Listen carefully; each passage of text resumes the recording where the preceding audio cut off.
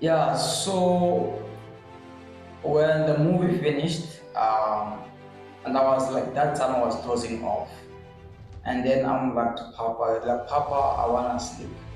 And then it's like, don't you want your money? And I'm like, oh yeah, I already almost forgot. Yeah, I can give you the money now. And it's like, no, no, no, no, no, not too quick. And then not too fast, understand? And then because I remember he used to sleep on a double bed, and I used to sleep like just like on the other side of his bed on the floor. And then he asked me to come and sit on the bed, right? It's like, yo, I come sit on the bed. And then I woke up and I want to sit on the bed. And then it's like, I'm gonna put something on for you on TV, you must watch. And when you are done, we can do what you see, and then I'll give you your money. And I'm like, oh, what is that? It's another movie.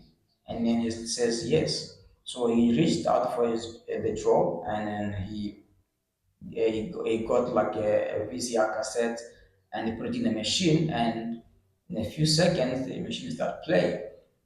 And guess what it was? It was not a child's movie, it was pornography. And bear in mind, I was only like 12, and he was trying to convince me that everything that was playing on that on that cassette was normal. Understand? He put on gay porn, and he said to me, "Yeah, in South Africa this happens a lot." That's what he said to me. And I'm like, really? According to the Bible, this does not even exist.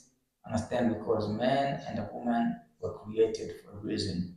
Understand? I was young, but I was very verbal. Understand? And I was very curious.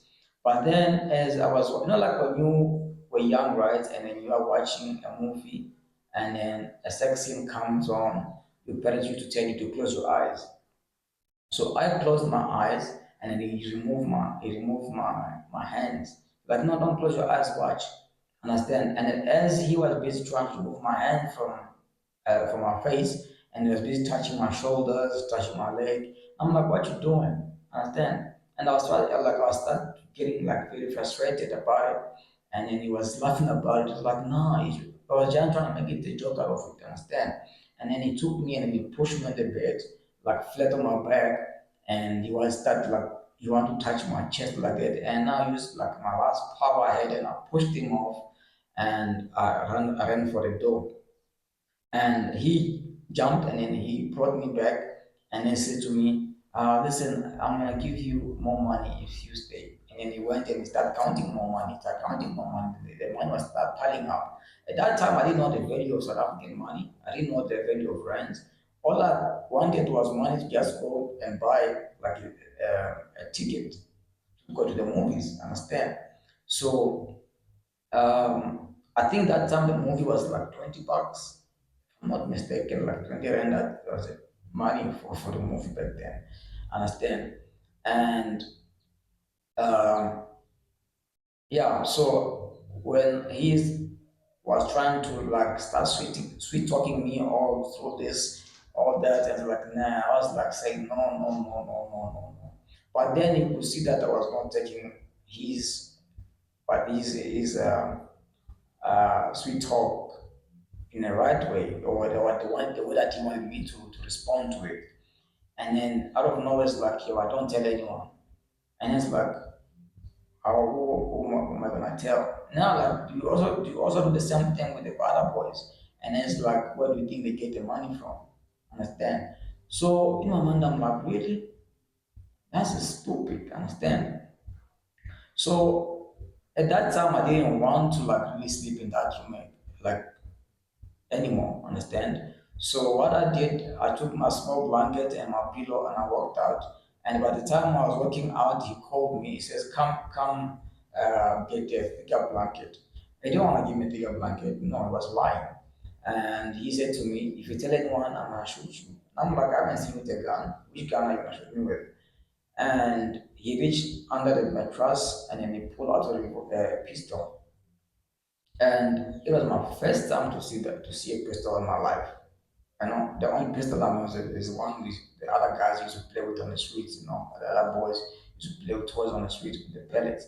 Understand? That's the only revolver I know. Understand? But in my mind, I was like, it's just a toy. But then he went and then he took out bullets, real bullets, and he shot me. He's like, I'm gonna shoot you for real. And I'm like, really?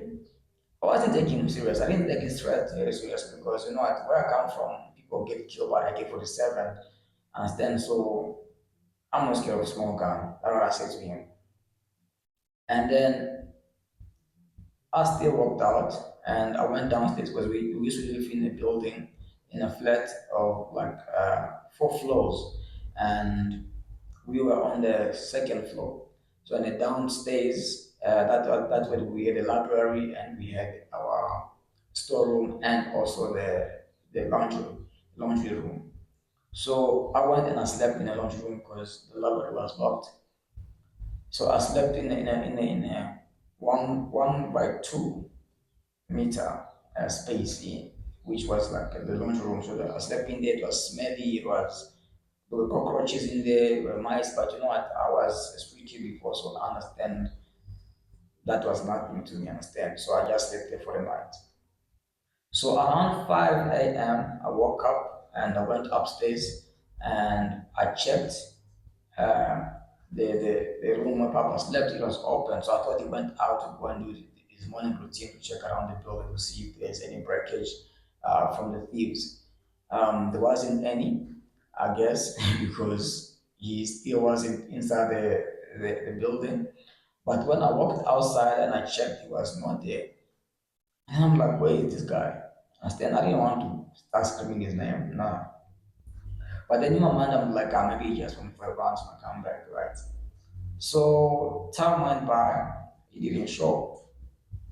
And in my mind, I was like, sure, I can't wait until the nuns get here. I'm gonna snitch on this guy. Understand? So I waited until 8. When I saw the nuns driving in, I just couldn't wait. I'm like, Sister Melanie, Sister Lydia, you won't believe what happened. I'm like, what happened? And then I start telling them, I'm like, whoa, let me just get to let's ask get to the office first. Then you can come and tell us in the office. So when they got in the office, they haven't even settled down. I'm like, you won't believe what happened to me. And I start telling them everything. And first of all, these are nuns, these are Catholic nuns. So you can only imagine how angry they were with us. You can only imagine how what can I say? How angry they were with this man that they trusted for all those years. Understand? And when he asked me, like, where's Papa? And I'm like, well, he hasn't shown up since I woke up, so I bet he here as well. So the sister's like, okay, where are the other guys? So they sent me to go call the other boys. So when I went to call the other boys, they were like, why did you tell the sisters? What? Like, guys, I didn't tell because I wanted to snitch on you guys. No, I told them because what happened to me, and you guys didn't tell me the truth what happened to you guys. So let's go to sisters and speak to them. So remember me, I was a Catholic boy, so I didn't do all those kind of stuff. I used to go to Sunday school. My father was very, very strictly Bible kind of man. Then he used to tell me how God made a woman and he made a man. That's it. And also in my culture, we know that women are there for men, and that's it, not men to men. It was my first time to hear about homosexual when I got in South Africa, and that time it wasn't that big. Homosexual was still kind of um, was still not like blown like it nowadays. Understand? So it was still undercover, if you must say that, if you must say like that. So people weren't out there with homosexuality. And when I was basically like talking to the nuns, so they were trying to ask me if I did sleep with this man. I'm like, no, I swear I didn't sleep with them. But they didn't believe us, but just words because in their mind they were like, okay, these boys are sick by now. So they put us in the back of the bucky. A bucky is like what you call it? What's a bucky in English? Um, like a two cab, a double cab car, like your Hilux. Understand? If you know your Hilux, you know your Hilux. I don't know how to say back in English, but it's same question as any back in English. What's a back in English, guys? Please leave it in the comments. Yeah, so they put us in the back of that buggy and then we drove to a clinic.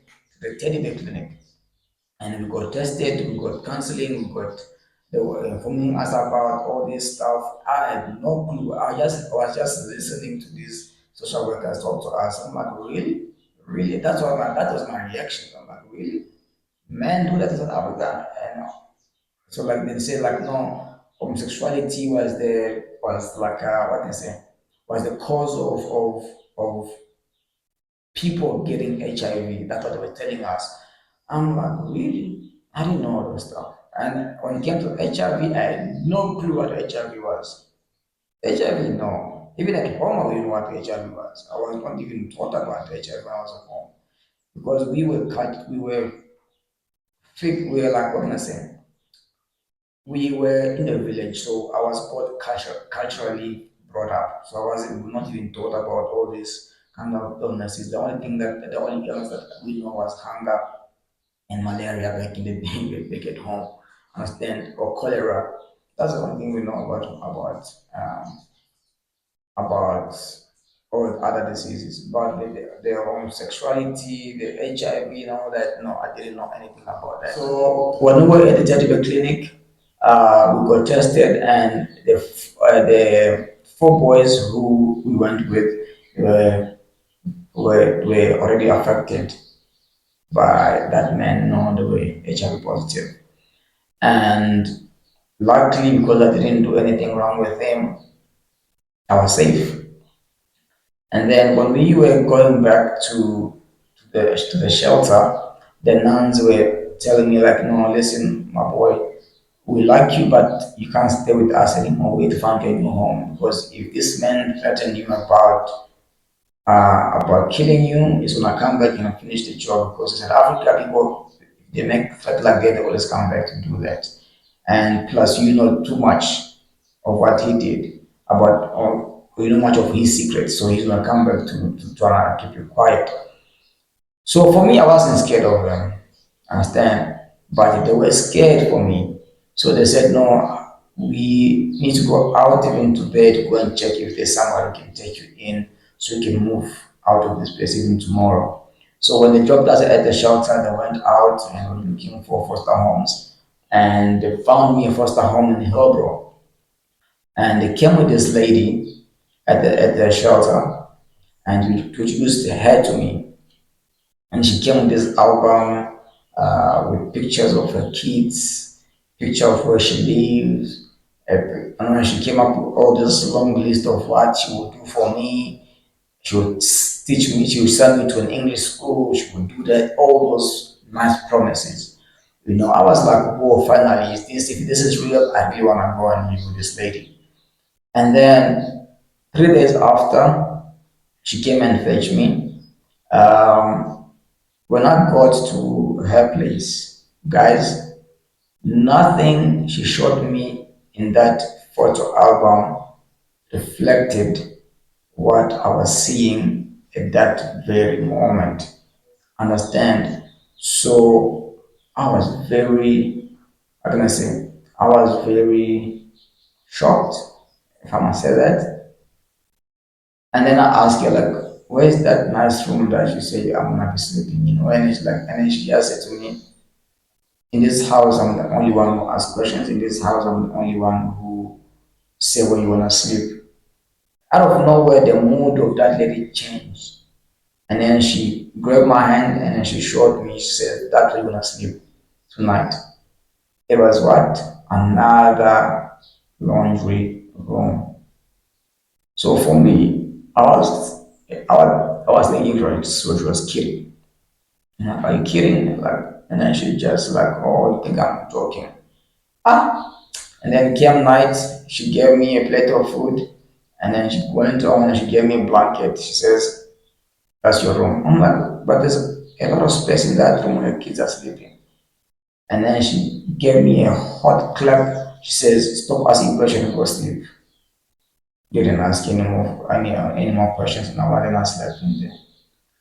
4 days after, 4 days of me staying at that place, she went on to bring more kids, four more kids, two girls and two boys. And these boys, they were like, one was 12, another one was 13, and the ladies were like, one was 16 and one was 13.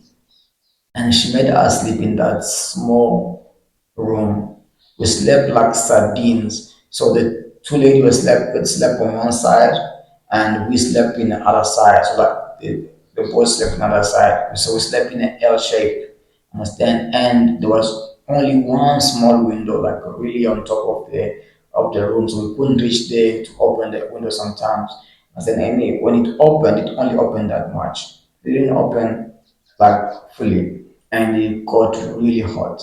So one night that place got really bad because it was like summertime, and one of the lady woke up and she went and she put her blanket to lie like to sleep in the kitchen floor, sleep on the kitchen floor. I mean, and then in the morning we just had people screaming, like she was screaming, and then we woke up, went out, and she was like being like beat up by this lady. She was stamped on, and we just pushed this lady like, "What you doing?" She didn't do anything wrong, and then she turned on us. She like took a cup and she smashed one of the boys' head. Understand? And I was like, "Oh, I don't want that." So when she stopped beating this lady, she took all of us again to go and work for her. So we used to be like slaves. And she told us, if you dare tell anyone about this, you're gonna go to back to the street. And trust me, the street, she said the street is mine, like she said. Ah, we knew that what she meant. Because we from the street, so we knew what she meant. Understand? And so she took us to this workplace of hers, and she used to own a crash. A crash is like a kindergarten, and she make us clean kindergarten. She make us like prepare like in bed. I want to sleep for break time, and she make us like chop the veggies for soup or to give to the kids during their meals. So we used to be like hair workers. She didn't work. She didn't like employ serious people. She used to have like one lady who used to like teach one to how to read. That's it. But we did the other stuff like the cleaning of whatever she wanted us to do in that place. And if we messed up, like just a bit, ooh, we're gonna get a beating of our lives. Understand? And then remember, when we moved there, the husband was not around. The husband was still in the trip, like was still on his trip. He was a Nigerian guy, Nigerian guy. So she was a Sutu lady, and who married a Nigerian man. So